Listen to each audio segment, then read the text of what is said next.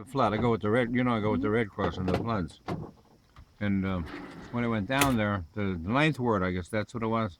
There was no ninth ward. There was just a bunch of old buildings as far as the eye could see. You drove and drove and drove and drove.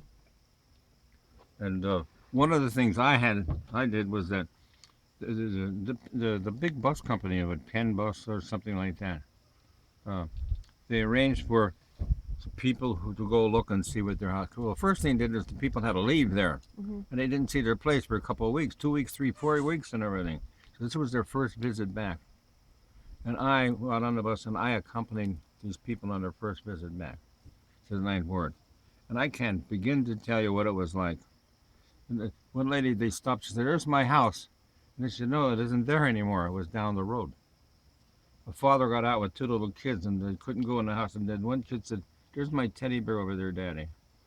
One lady started crying and screaming, big fat black lady, and she was shaking. I was holding her and holding her, you know.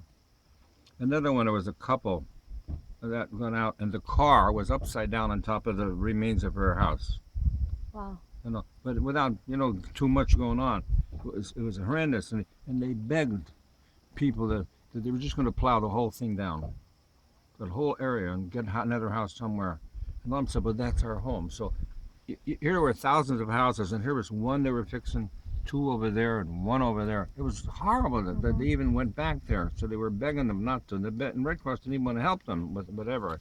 So that compounded the agony, you know, living there and staying there, whatever. So that was one piece of it. But I did get down to the university. Mhm. The flood didn't hit there quite, Yeah.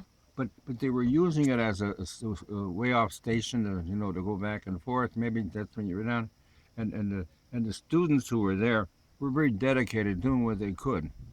But we were stuck about what were they going to do, because we didn't want them to fix any of those houses, but they were helping, like with the families who were on the other couple sections of the place there. So the downtown, the resort was okay, sort of, and all that. But then the other couple of sections of town were in the rich section. It was just was horrible, horrible. So we did help them in the whole city.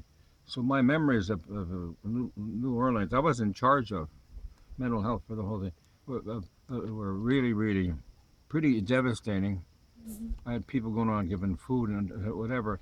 But Tulane University, my memory is that it was a mess, because there was the people running all around, and nobody was like very settled and all that. They were I don't know if they canceled out for a year or not. I don't know, did they? I think for at least one semester they That's when did. I was there. Yeah. It was crazy. So the buildings were nice though, Mhm. aren't they nice? Well, I'm happy. So you're on your way now.